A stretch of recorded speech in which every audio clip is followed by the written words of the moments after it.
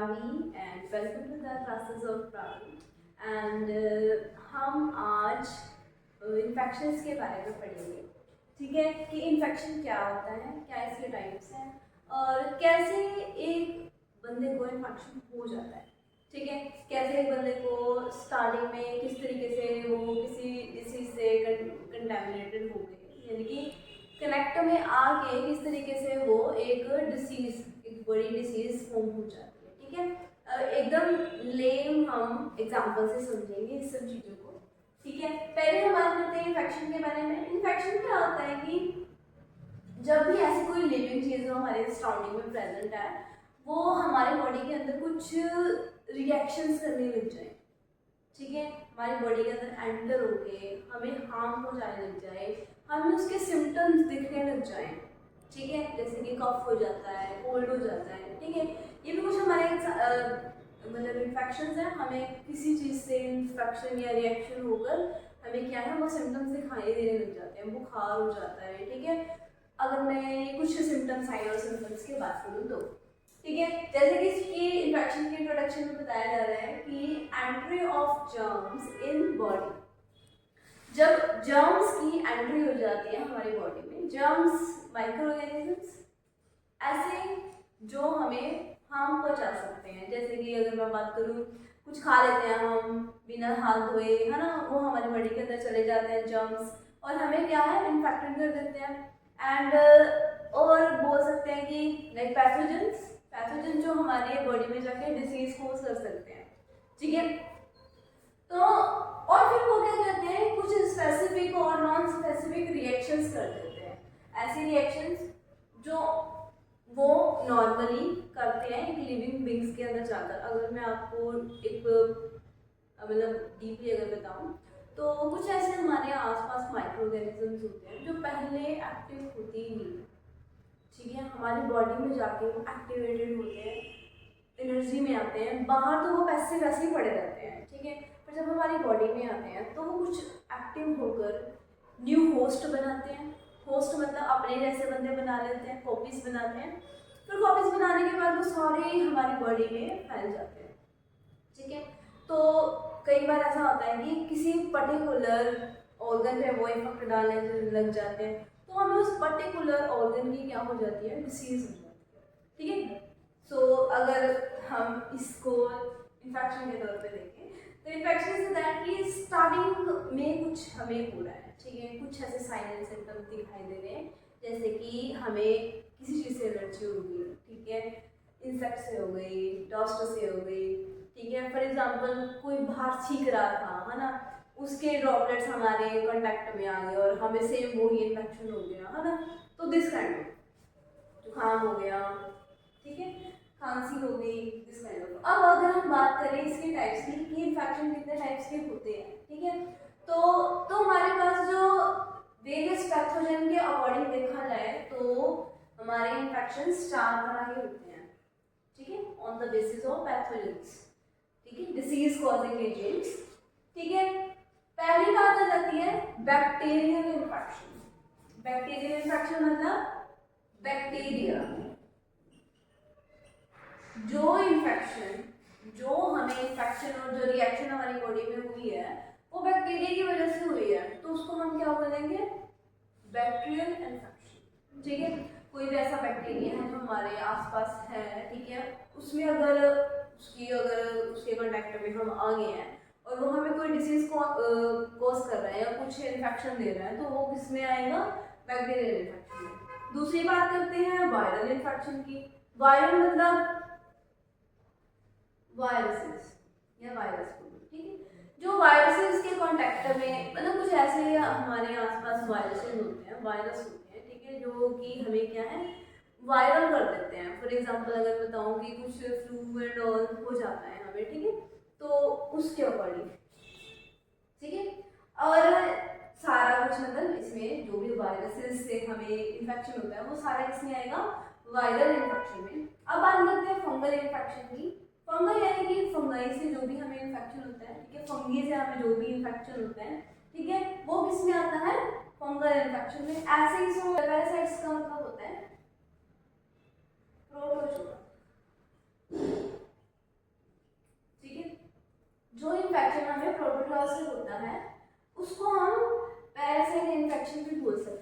ठीक है। अगर अगर आपको इसके बारे में डीपली जानना है कि क्या वायरल मतलब बैक्टीरिया क्या होता है, वायरसेस क्या होते हैं, इन्फेक्शन मतलब कि फंगल या फंगाई क्या होती है, ठीक है, और पैरासाइट्स क्या होते हैं, ठीक है।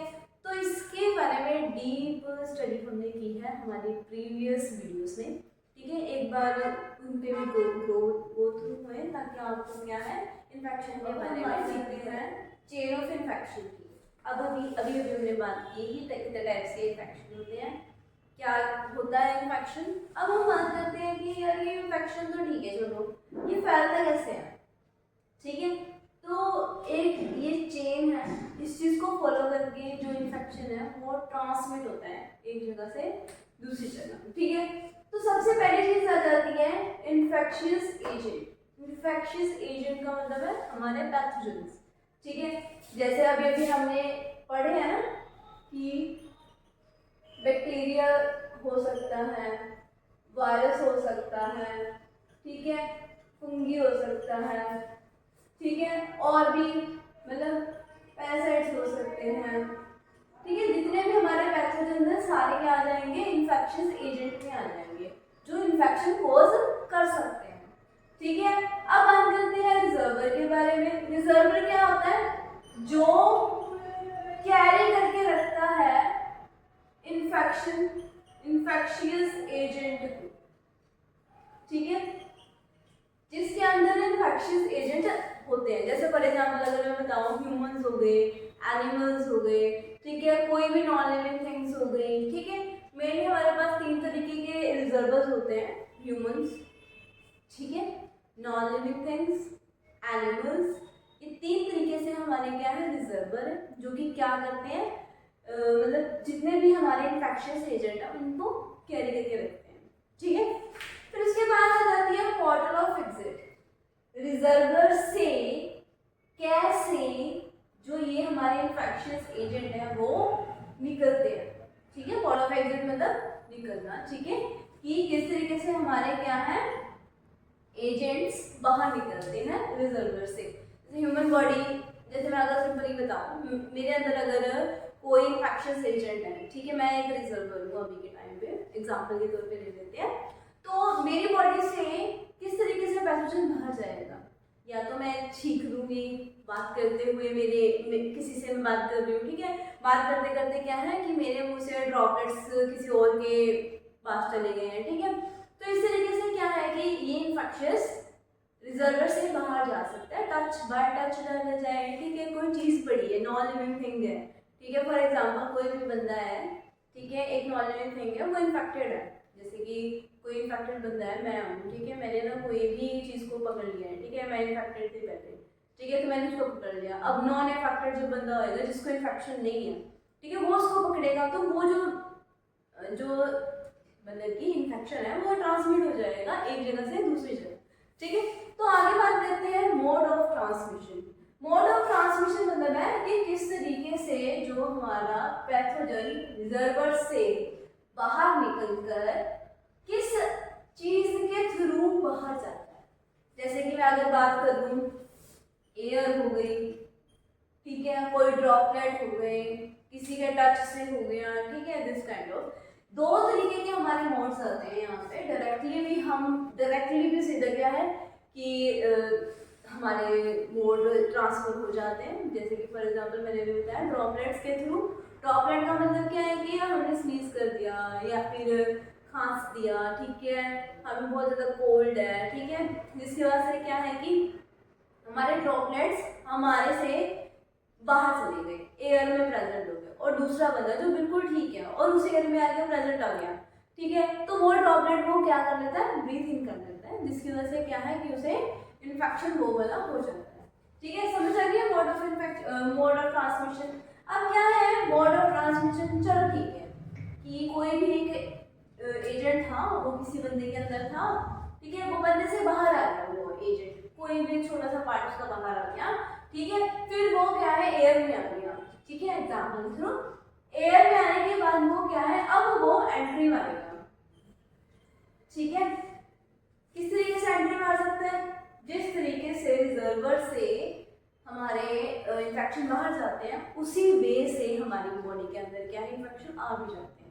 ठीक है, जैसे कि कुछ कुछ हमारी ओपनिंग्स हैं बॉडी की, ठीक है, हम आंखों से भी हो जाता है, नाक से चले जाते हैं, कान से चले जाते हैं, टच से हो जाता है, ठीक है, और भी हमारे मतलब यूरिन से हो जाता है ना। काफ़ी सारी हमारी कम्युनिकेबल डिसीजेज हैं जिसकी वजह से क्या है कि हमें ये इन्फेक्शन हो सकता है। समझ आएगी एंट्री कैसे होगी। अब बात करते हैं कि सस्पेक्टेबल होस्ट क्या होता है।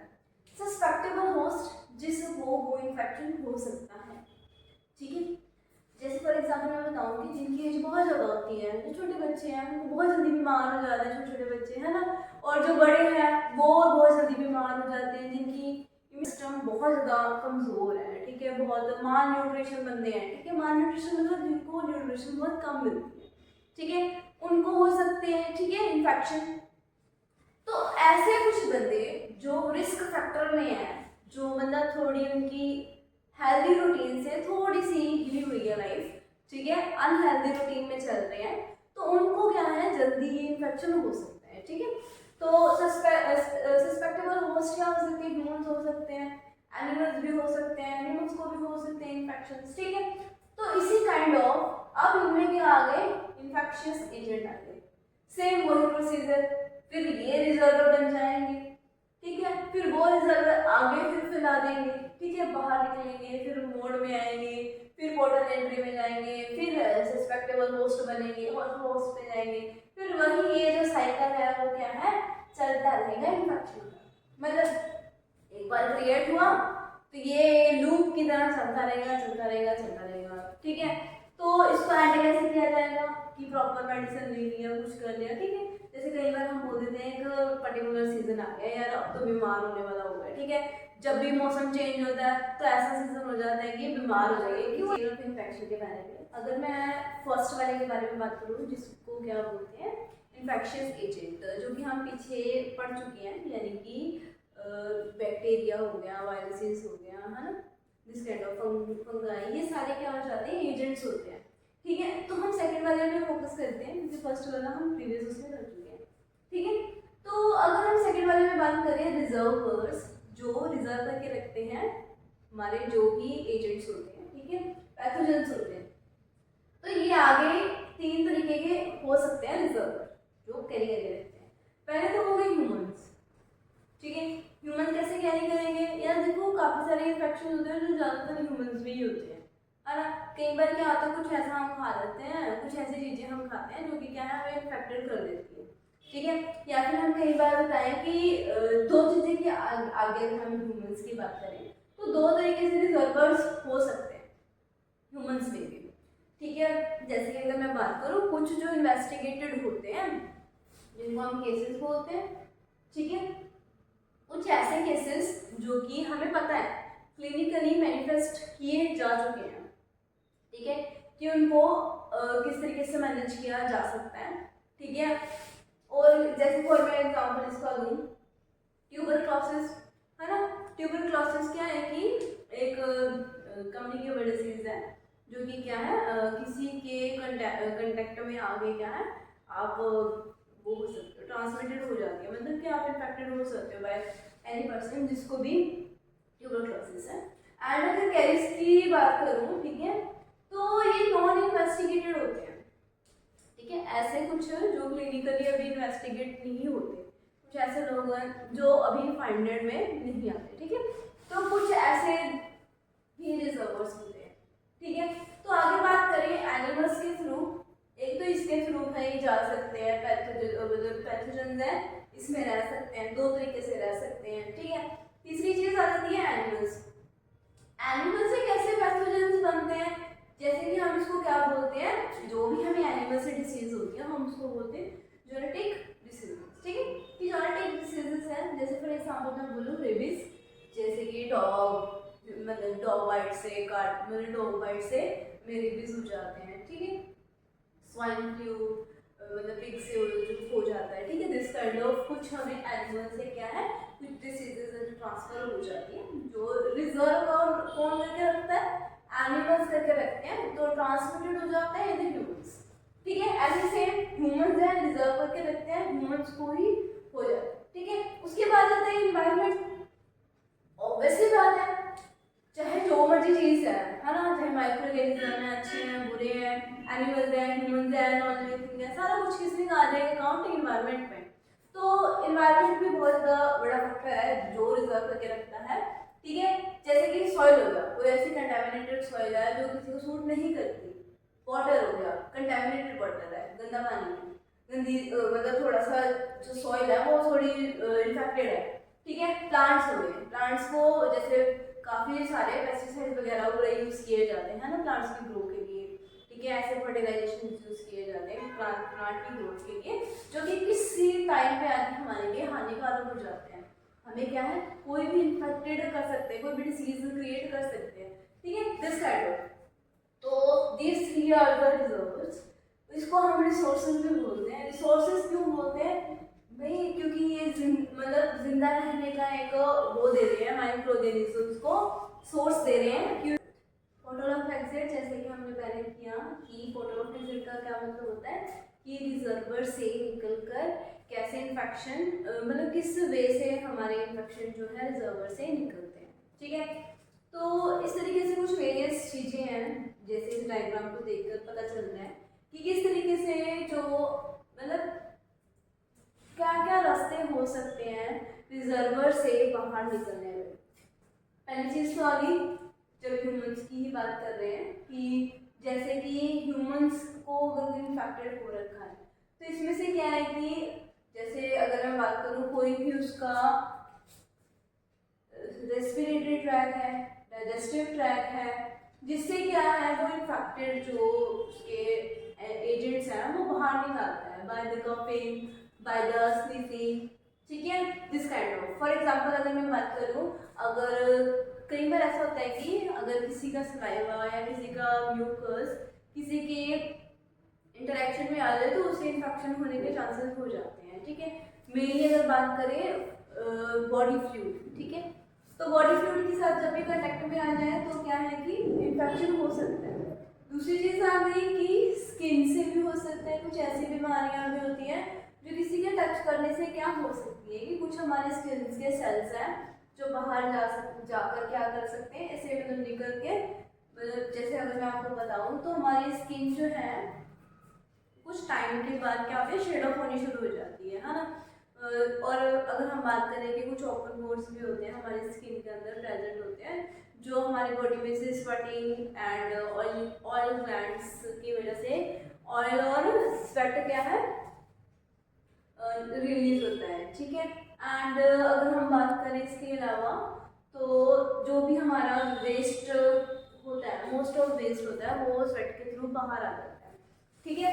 तो ये चीज़ें भी हो सकती है इन्फेक्शन का कारण, इस तरीके से भी ये निकल सकते हैं, ठीक है। बाय द यूरिन के थ्रू भी निकल सकता है, ठीक है। फिसिस के थ्रू भी निकल सकता है, यानी कि स्टूल की वजह से भी हो सकता है, ठीक है। फॉर एग्जाम्पल अगर मैं बात करूँ तो अगर एनिमल्स में ये चीज़ दिखी जाए, ठीक है, तो एनिमल्स में क्या है कि कहीं पे भी स्टूल पास किया जा सकता है, यूरिन पास किया जा सकता है, जो कि क्या है कि इन्फेक्शन को ट्रांसमिटेड करने में हेल्प कर सकता है, ठीक है। And another thing is that removal of blood. Obviously बात है अगर किसी का ब्लड किसी के कॉन्टेक्ट में आ जाता है, ठीक है, तो वो क्या है इन्फेक्शन कोज कर सकता है। एंड अनदर थिंग जो बहुत कॉमन है, इंसेक्ट बाइट, कि कोई भी ऐसे सराउंडिंग में हमारे इंसेक्ट्स हैं, ठीक है, जो हमें बाइट कर लेते हैं, फिर वो ही जाकर दूसरे बंदे को बाइट कर लेते हैं, तो इस तरीके से भी क्या है कि इन्फेक्शन कोज हो सकता है, ठीक है। तो this is all are the portal of exit कि किस तरीके से हमारा जो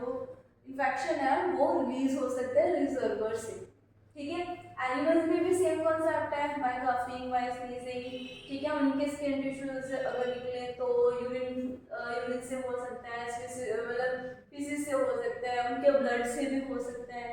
कई बार ऐसा होता है कोई एनिमल ऐसे इन्फेक्टेड हो, ब्लड भी उसका रिलीज हो रहा है उसमें से, ठीक है, तो वो इन्फेक्शन क्रिएट कर सकता है। एंड इंसेक्ट्स हो गए, ठीक है।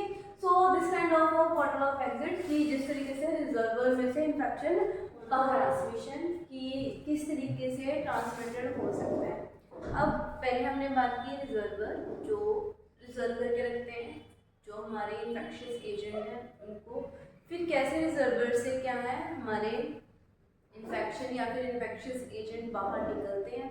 अब ये है कि किस तरीके से ट्रांसमिट कर सकते हैं, किस तरीके से ट्रैवल कर सकते हैं एक बंदे से दूसरे बंदे तक, या एक चीज़ से जो एक रिजर्वर से एक होस्ट तक। ठीक है, तो अगर हम बात करें तो 3 तरीके से जो हमारी ट्रांसमिशन है इन्फेक्शन की हो सकती है। पहले तो है कॉन्टैक्ट से, किसी के कॉन्टैक्ट में आ गए तो कोई वाइकल ट्रांसमिशन से, वाइकल ट्रांसमिशन लाइक कुछ नॉन लिविंग थिंग्स होती हैं जो उनको बोलते हैं, अभी करते हैं इस चीज़ को। और थर्ड चीज़ आ गई वेक्टर ट्रांसमिशन। ठीक है, तो अगर हम इसको डीपली देखें तो कॉन्टैक्ट ट्रांसमिशन में आगे भी फर्दर 3 तरीके से क्या है इन्फेक्शन स्प्रेड होता है। ठीक है, पहले तो डायरेक्ट कॉन्टैक्ट का मतलब क्या है, किसी के कॉन्टैक्ट में आना। ठीक है, पहले डायरेक्टली कॉन्टैक्ट आ गए, कॉन्टैक्ट करा किसी का, पर्सन टू पर्सन टच किया है, किसी के कॉन्टैक्ट में आए हैं, उसकी स्नीजिंग, ड्रॉपिंग या फिर टच कर कर। ठीक है, इस तरीके से क्या है कुछ ऐसे डिसीज जो ट्रांसफर हो गए एक बंदे से दूसरे बंदे पे। ठीक है, डायरेक्टली आप किसी के कॉन्टैक्ट में आते हो। दूसरी चीज इनडायरेक्टली किसी के कॉन्टैक्ट में आ जाना, जैसे इसमें बताया person to person, person person के साथ कॉन्टैक्ट में, या फिर बोलो म्यूकस टू म्यूकस इंटरेक्शन। ठीक है, कि मतलब फॉर एग्जांपल आप बात कर रहे हो किसी के साथ, सामने से बात कर रहे हो और वो भी आपके साथ बात कर रहे हैं, उसको कोल्ड है, कफ है, ठीक है, अब वो मेरे से बात कर रहा है तो एकदम से वो बात करते करते क्या उसके मुंह से या उसके नाक से कहीं से भी ड्रॉपलेट्स आते हैं और हमारी बॉडी में ट्रांसफर हो जाते हैं। वैसे ही जिस तरीके से उसमें से एग्जिट हुए हैं वैसे ही हमारी बॉडी में एंटर कर जाए, तो वो हो गए डायरेक्ट। ठीक है, अगर मैं बोलूँ इनडायरेक्ट की बात करूँ, person to things and things to person. For example अब मैं बोलूँ कि मैं किसी चीज़ को टच करके चली गई हूँ वहाँ से, ठीक है, मुझे इन्फेक्शन है। ठीक है, दूसरा बंदा आया और उस चीज़ को टच किया, उसने अपनी बॉडी में किसी ऐसे ओपनिंग पार्ट से उसको इनहेल कर लिया या फिर टच कर कर वो उसकी बॉडी के अंदर एंटर कर गया ये चीज़। ठीक है, तो सेम डिसीज जो मुझे हुई होगी तो वो दूसरे पर्सन को भी हो जाएगी बाय द इनडायरेक्ट मेथड, कि मैंने टच किया किसी चीज़ को, उसने आके सेम चीज़ को टच किया, तो इस तरीके से क्या हो सकती है ट्रांसमिट हो सकती है हमारी डिसीज। थर्ड चीज आ जाती है ड्रॉपलेट। ड्रॉपलेट इज दैट कि किसी के भी लिक्विड उसमें कंटेक्ट हो गए हो आप, लाइक फॉर एग्जांपल अब मैं बात करती हूँ कि यहाँ पे मैं बोलकर चली गई हूँ, ठीक है, कोई दूसरा बंदा आता है और वो इस एयर में इनहेल करने लग जाता है, तो वहाँ से क्या है वो ड्रॉपलेट्स कहीं ना कहीं तो कभी ना कभी तक तो रहेंगे ही यहाँ पे एयर में, है ना, तो वो उसको इनहेल कर लेता है, तो वैसी ही डिसीज क्या है उसको हो जाती है। ठीक है, यानी कि सीधी सी बात करूँ कि जो भी हमारे यानी कि डाइजेस्टिव ट्रैक से या रेस्पिरेटरी ट्रैक से जो हमारी बाहर ड्रॉपलेट्स आते हैं उसकी वजह से जो ट्रांसमिशन हो रही है उसको हम बोलेंगे ड्रॉपलेट कनेक्टेड ट्रांसमिशन। आगे बात करते हैं वाइकल ट्रांसमिशन। वाइकल ट्रांसमिशन में 3 तरीके की ट्रांसमिशन आती है, वाटरबॉर्न, एयरबॉर्न, फूडबॉर्न। ठीक है, यानी कि इस तरीके की डिसीज जो हमें पानी की वजह से हो रही है। ठीक है, बाय एनी चांस कोई पानी है, हम अच्छा पानी नहीं पी रहे, प्योरीफाइड पानी नहीं पी रहे, गंदा पानी पी रहे हैं, तो उसकी वजह से क्या है हमें वो डिसीज हो सकती है, तो उसको हम बोलेंगे वाटरबॉर्न डिसीज। ठीक है, अगर वो एयर से हो रही है, हवा अच्छी नहीं है, पोल्यूशन है बहुत ज़्यादा, ठीक है, बहुत मतलब गंदी हवा चल रही है, ऐसे भी बोल सकते हैं। ठीक है, तो हम बोल सकते हैं उसके वजह से अगर हमें कोई डिसीज हुई है, ठीक है, कि एयर में कोई ऐसी चीज़ फैली हुई है, ऐसा डिसीज फैला हुआ है, ऐसा एजेंट फैला हुआ है जो हमें डिसीज कर सकता है, तो वो क्या हो गया एयरबॉर्न डिसीज। थर्ड बात करते हैं फूडबॉर्न डिसीज की। फूडबॉर्न डिसीज इज दैट कि हम कोई ऐसी चीज़ खा लेते हैं जो हमारी बॉडी के लिए अच्छी नहीं है, जो हमें इन्फेक्शन दे सकती है। ठीक है, तो वो कह रहे हैं कि फूडबॉर्न डिसीज। ठीक है, तो वाइकल ट्रांसमिशन इज दैट। ठीक है, जो वाइकली मतलब कि हमें हमारे मतलब इनहेल कर डाइजेस्टिव ट्रैक में या रेस्पिरेटरी ट्रैक में एंटर कर जाती है। ठीक है, अब थर्ड बात करते हैं वेक्टर ट्रांसमिशन की। वेक्टर ट्रांसमिशन की बात करें तो जो कुछ लिविंग थिंग्स होते हैं जो हमारे अलावा भी यहाँ पे रह रहे हैं, जो हमें क्या डिसीज पहुँचाने का काम करते हैं, ठीक है, हमारे तक, उसको बोलेंगे वेक्टर ट्रांसमिशन। तो ये 2 तरीके के होते हैं, एक तो मैकेनिकली और एक बायोलॉजिकली। मैकेनिकली इज दैट कि फॉर एग्जांपल जैसे हाउस फ्लाई और मॉस्किटो है, जैसे मैं अगर बात करूँ, एक बंदा इन्फेक्टेड है, ठीक है, वहाँ से वो कैरी करके लेके आ रहे हैं इन्फेक्शियस एजेंट को, ठीक है, इन्फेक्शियस एजेंट को कैरी करने के बाद वो मेरे टच में आ गई है, मुझे टच करके या फिर मुझे मेरी बॉडी में इंजेक्ट करके चली गई है, ठीक है। मॉस्किटो जैसे काट कर चला जाता है, अगर वो 4 बंदों को काट के आ रहा है तो उनमें से अगर एक कोई ट्यूबरक्लोसिस का मरीज है या HIV का मरीज है, ठीक है, तो वो क्या करेगा, वो मुझे भी काट लेगा, तो सेम चीज वो क्या है, मुझे भी ट्रांसमिट कर देगा, ठीक है। ऐसे दूसरे तरीके से देखी जाए बायोलॉजिकली, ठीक है, जैसे बाइट, कोई भी एनिमल किसी को काट लेता है, snake bite, dog bite, monkey bite, this kind of, कोई इससे हमें डिसीज होती है तो हम उसको बोलते हैं बायोलॉजिकल वेक्टर ट्रांसमिशन, ठीक है। तो here is a mode of transmission कि किस तरीके से हमारी जो डिसीज है वो ट्रांसफर हो सकेगी, कि किस तरीके से क्या है हमारी बॉडी में इन्फेक्शियस एजेंट एंटर कर सकते हैं, या फिर मैं बोलूँगी किस रास्ते से क्या है हमारी बॉडी में पैथोजेंस आ सकते हैं।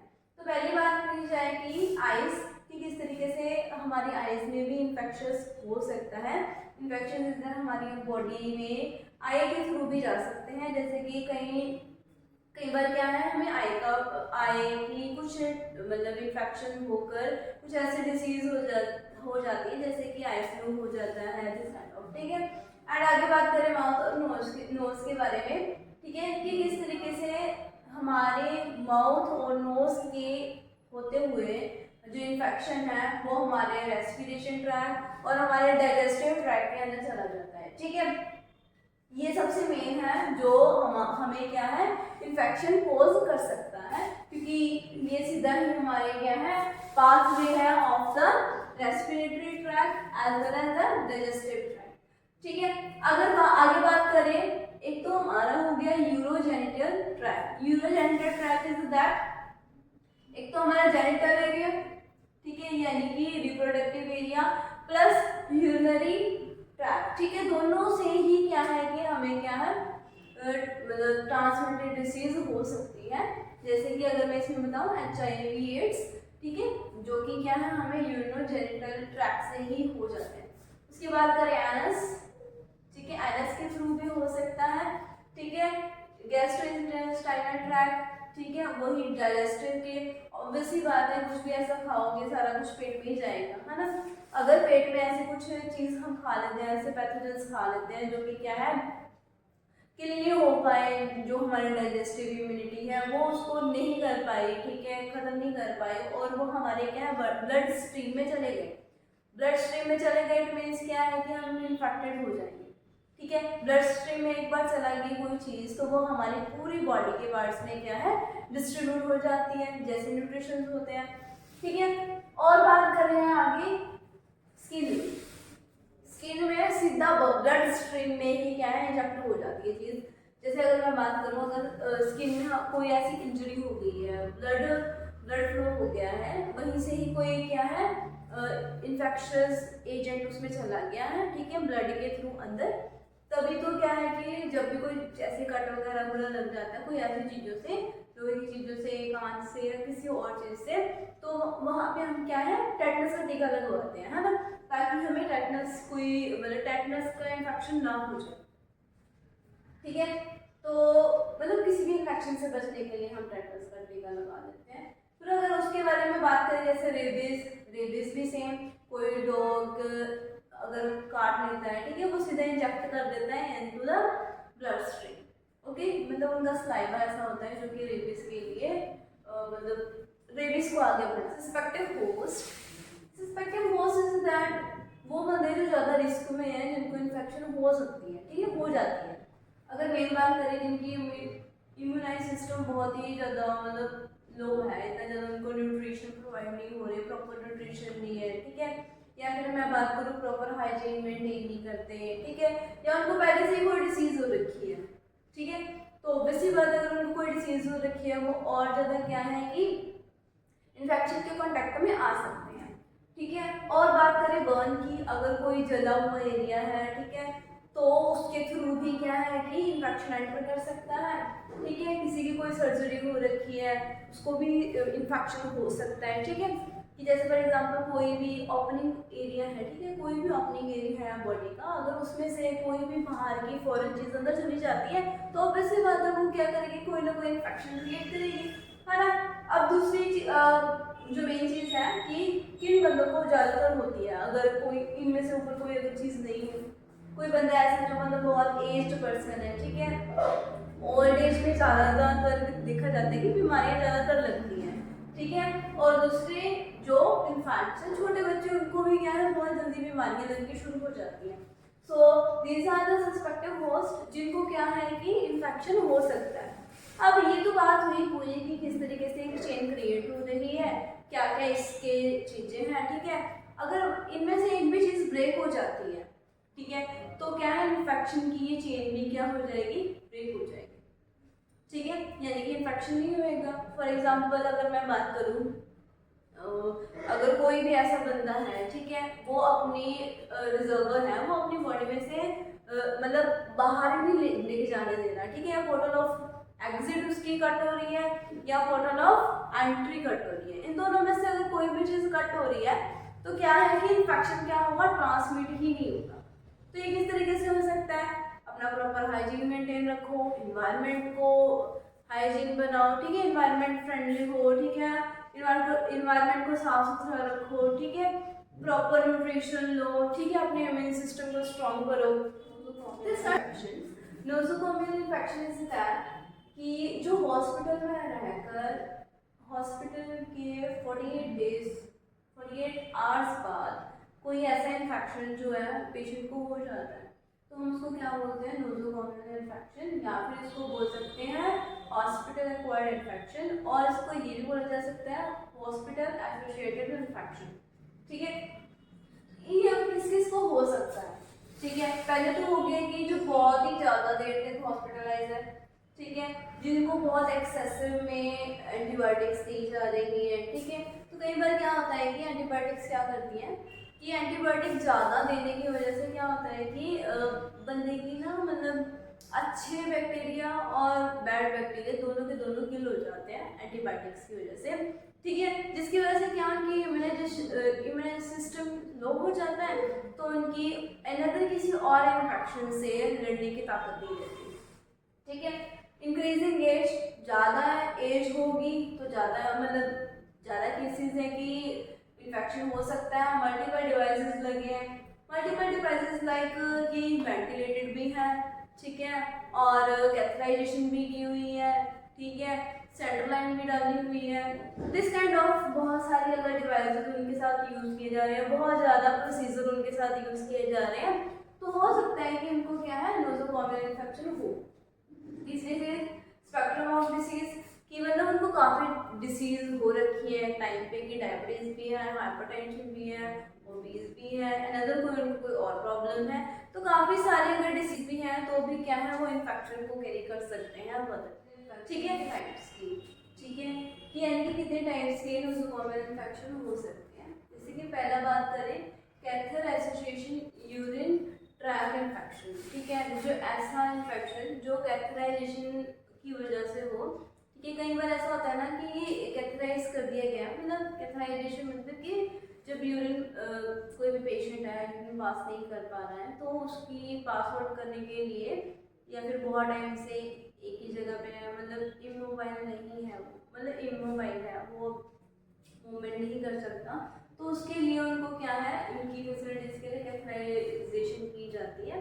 तो कई बार क्या होता है कि वो किसी भी ऐसे कंटामिनेटेड हो जाता है, मतलब सरफेस एरिया से कंटामिनेटेड हो जाए या फिर किसी और चीज़ से कनेक्ट होके ट्रांसमिट हो जाए उसमें इन्फेक्शन कोई भी, तो उसको हम बोलते हैं यूरिन कैथराइजेशन। इसका क्या है, ये साइन एंड सिम्टम्स क्या हो सकते हैं कि मतलब कि हमारे ऊपर मतलब हमारे कैथराइजेशन की साइड पे रेडनेस हो सकती है, इचिंग हो सकती है, ठीक है, और क्या है कि यूरिन बहुत फ्रीक्वेंट में पास हो सकता है, यूरिन स्टॉप भी हो सकता है, दिस काइंड ऑफ कुछ चीज़ें हैं जो कि क्या है इसको शो करती है कि कैथराइजेशन एसोसिएशन मेथड मतलब यूरिन ट्रैक इन्फेक्शन हो चुका है। दूसरी चीज़ आती है वेंटिलेटर एसोसिएटेड निमोनिया, ठीक है। जो पेशेंट वेंटिलेटेड होते हैं, जिनको ब्रीथिंग में प्रॉब्लम होती है, तो उनको वेंटिलेटेड किया होता है, ठीक है। कई बार क्या होता है कि ऐसी मशीनें, ब्रीथिंग मशीनें होती हैं जो बहुत सारे पेशेंट्स को यूज़ की जाती हैं अच्छे तरीके से स्टरलाइजेशन ना करने की वजह से, या फिर बोलूँ कि एसेप्टिक टेक्निक यूज़ ना करने की वजह से क्या होता है कि पेशेंट को निमोनिया हो जाता है, ठीक है। तो इसको भी हम काउंट करते हैं इन द नोसोकोमियल इन्फेक्शन में। तो इसके साइनेटिक सिम्टम्स क्या हो सकते हैं? चेस्ट में पेन होना शुरू हो जाए, कफ होने लग जाए, फीवर आना लग जाए, ठीक है। तो दिस काइंड ऑफ हम बता सकते हैं कि उसको इन्फेक्शन हो गया है। और अगर हम तीसरी बात करें, central line association blood stream infection की, ऐसा इन्फेक्शन जो सीधा ब्लड स्ट्रीम में हो गया है। फॉर एग्जांपल कैनरास लगा देते हैं, ठीक है, हॉस्पिटल्स में सेंट्रल लाइन लगा देते हैं, सेंट्रल लाइन से हो सकता है, ठीक है। ये क्या होता है कि अगर उसकी प्रॉपर क्लीनिंग ना की हो, ठीक है, या फिर प्रॉपरली काफ़ी टाइम तक उसको क्या है यूज़ किया हो, ठीक है, मतलब एक टाइम पीरियड होता है उसको यूज़ करने का, अगर उससे ज़्यादा टाइम पीरियड के लिए वो यूज़ कर रहे हो तो उसकी वजह से भी क्या है इन्फेक्शन हो सकता है। कई बार क्या है कि प्रॉपर हाइजीन नहीं मेंटेन किया या समथिंग कुछ, तो उसकी वजह से क्या है कि सेंट्रल लाइन इन्फेक्शन भी हो सकता है। इंसर्शन की साइड रेडनेस हो सकती है, टेंडरनेस हो सकता है, ठीक है, थोड़ा स्टिफ हो सकता है, वो फीवर आना शुरू हो सकता है, ठीक है, पेन होना शुरू हो सकता है। दिस काइंड ऑफ कुछ साइन एंड सिम्टम्स है। बाकी बात करते हैं सर्जिकल साइट्स की। कुछ ऐसे इन्फेक्शन जो सर्जिकल साइट्स हों, ऐसे ओटी में कई बार क्या होता है कि अच्छे तरीके से सेप्टिक टेक्निक्स नहीं यूज़ की होती, तो उसकी वजह से क्या है कि इन्फेक्शन कोज हो सकते हैं। ऑब्वियस सी बात है, जब सर्जरी कोई भी कर रहे होते हैं तो ओपन की होती है ना, हमारे टिश्यूज कट लगाकर ओपन किया होता है। तो कई बार क्या होता है कि आसपास एयर में अगर ऐसे कुछ इन्फेक्शियस एजेंट हैं जो हमें डिसीज कोज कर सकते हैं और वो उस थ्रू एंटर कर जाते हैं हमारी बॉडी में, तो वो क्या है कि हमें कॉज कर सकते हैं nosocomial infection of nosocomial infection, या फिर हम बोल सकते हैं कि हॉस्पिटल एक्वायर्ड इन्फेक्शन को कैसे हम रोक सकते हैं इसको बढ़ने से। देखो, पहली चीज़ आ गई कि हमें हैंड हाइजीन अच्छे से परफॉर्म करना है। इसके ना 5 वो होते हैं, मूवमेंट्स होते हैं। जो भी हम कोई भी प्रोसीजर कर रहे हैं ना, उससे पहले हैंड वॉशिंग करनी है, उसके बाद हैंड वॉशिंग करनी है, ठीक है। पेशेंट के इन्वायरमेंट को टच करते हैं तो हैंड वॉशिंग करनी है, या फिर कोई भी ऐसा हमने पर्सनल कोई प्रोसीजर परफॉर्म किया है तो भी हम क्या है कि हैंड हाइजीन परफॉर्म करती है, ठीक है, ताकि क्या है कि इन्फेक्शन ट्रांसमिटेड ना हो सके। अब हम बात करते हैं कि किस एक हमें यूज़ करना है प्रॉपर पीपीई किट का, ठीक है। पीपीई किट का मतलब पर्सनल प्रोटेक्टिंग इक्विपमेंट्स, ठीक है। कुछ ऐसे इक्विपमेंट्स होते हैं जो हमें इन्फेक्शन से प्रिवेंट कर सकते हैं, जैसे कि कुछ है ग्लव्स, और हम बोल सकते हैं मास्क, गाउन, ठीक है।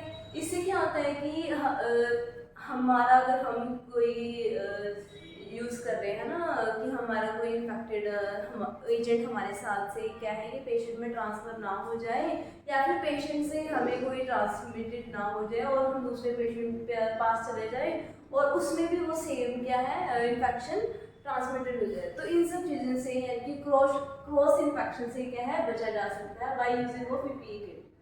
अब बात करते हैं कि जो इन्वायरमेंट है वो भी क्या है प्रॉपर क्लीन होना चाहिए, ठीक है। जो भी डिसइंफेक्शन या स्टरलाइजेशन मेथड है उनको प्रॉपर यूज़ करना चाहिए। जो भी हमारे इक्विपमेंट्स हैं वो क्लीन होने चाहिए, ठीक है।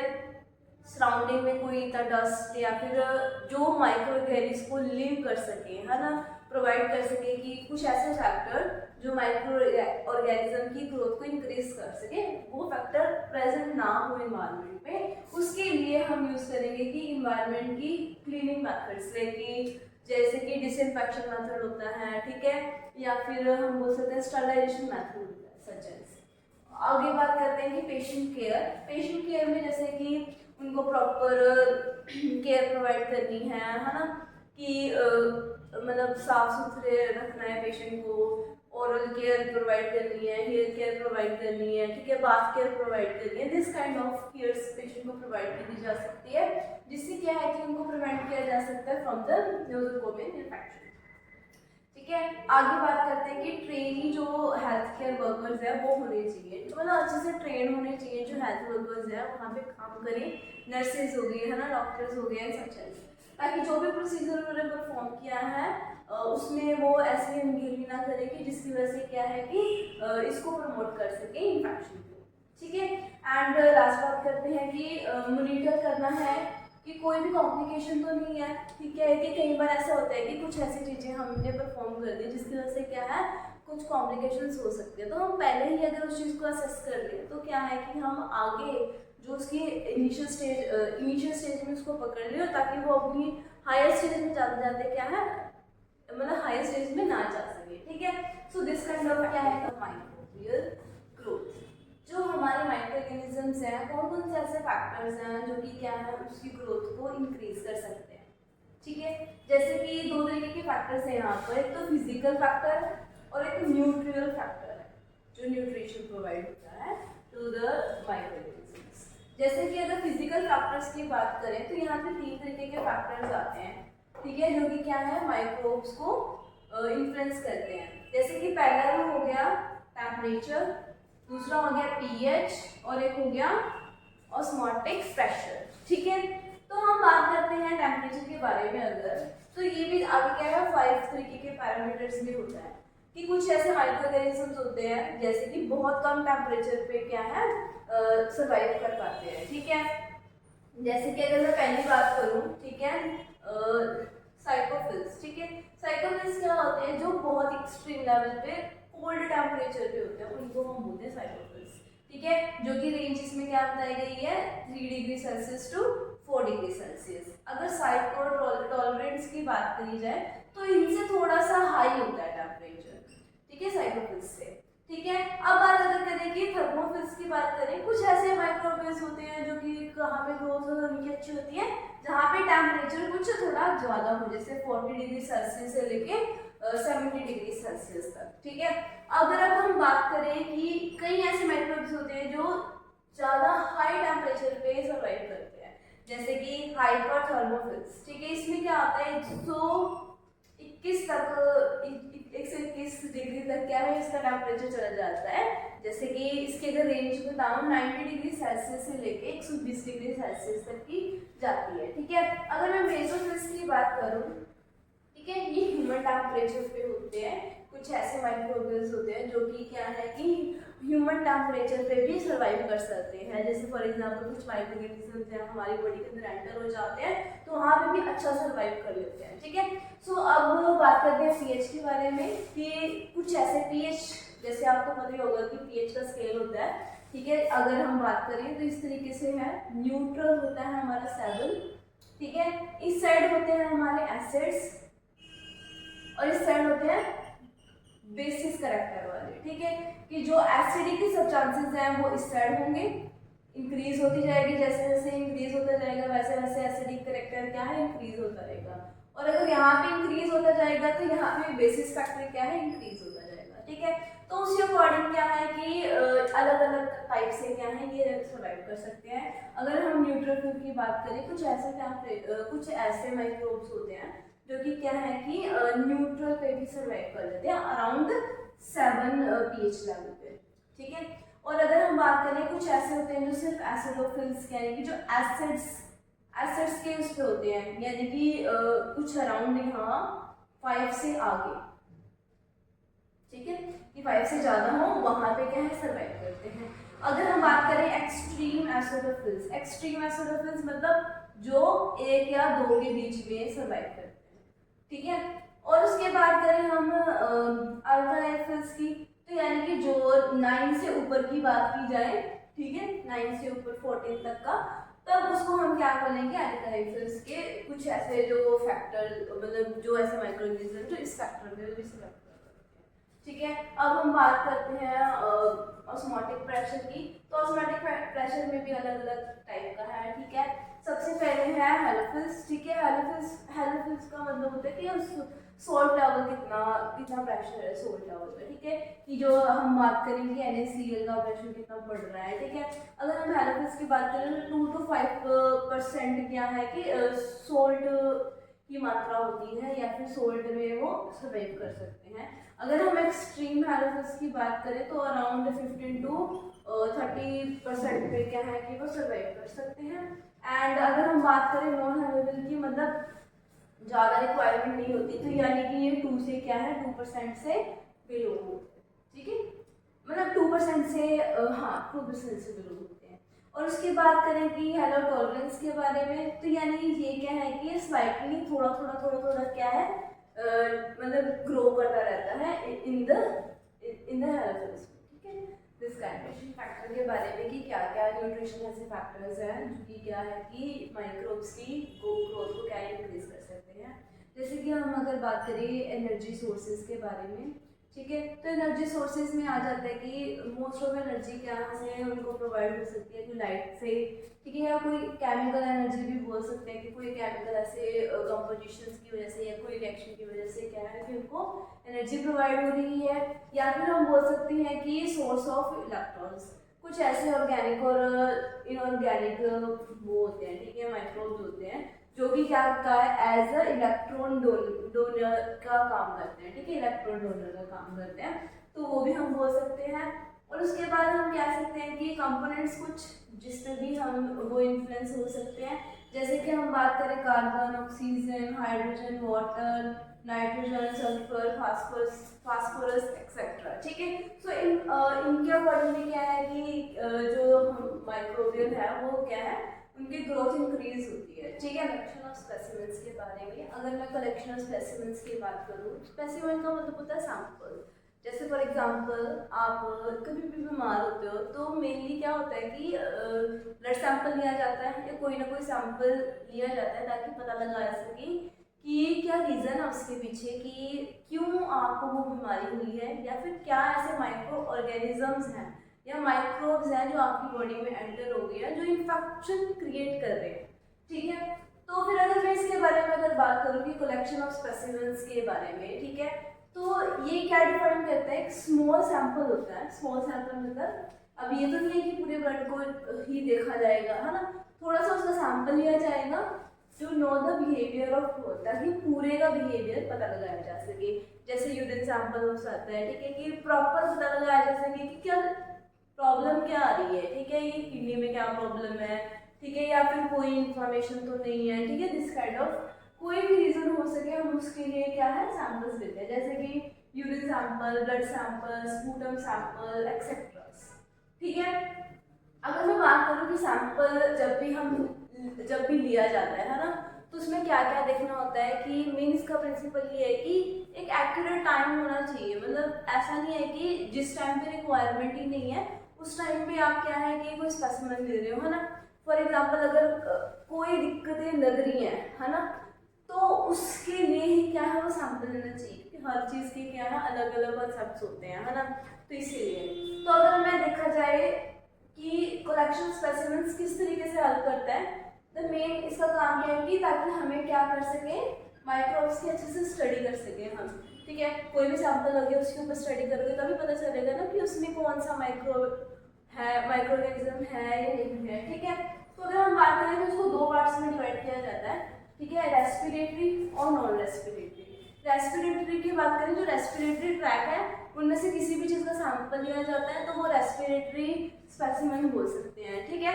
जैसे कि स्पूटम की बात की जाए, ठीक है, ठीक है, या फिर कोई भी म्यूकस लाइनिंग की हम सैंपल ले लेते हैं तो वो आ जाएगा, ठीक है। नॉन रेस्पिरेटरी में आ जाएगा जैसे यूरिन सैंपल, फीसिस सैंपल, ठीक है, ब्लड सैंपल, ठीक है, और सीएफ सैंपल, ठीक है। तो ये कुछ ऐसे सैंपल्स होते हैं जो कि क्या है नॉन रेस्पिरेटरी ट्रैक में आते हैं, ठीक है। तो मेनली इसमें चीज़ क्या आती है कलेक्शन ऑफ स्पेसिमेन में, ध्यान रखना है ये चीज़ों का कि मतलब ले तो लिया है सैंपल, बट क्या है कि प्रॉपर हाइजीन होने चाहिए, कि कोई ऐसा ना हो कि फॉर एग्जांपल ब्लड ले रहे हैं ना स्ट्रीम से, तो हम क्रॉस इन्फेक्शन ना प्रोवाइड कर दें कि इन्फेक्शन तो देखने वाली ही है कि हाँ कौन सा है कौन सा नहीं है, कोई और इन्फेक्टेड ना हो जाए, ठीक है। प्रॉपर प्रोसीजर में ही वो काम करना चाहिए। So that's all about the collection of specimen. So अभी तक हमने जो भी इन्फेक्शन के बारे में पढ़ा है इस चीज़ में, तो तो वो चीज़ आ जाती है इन सब चीज़ों में।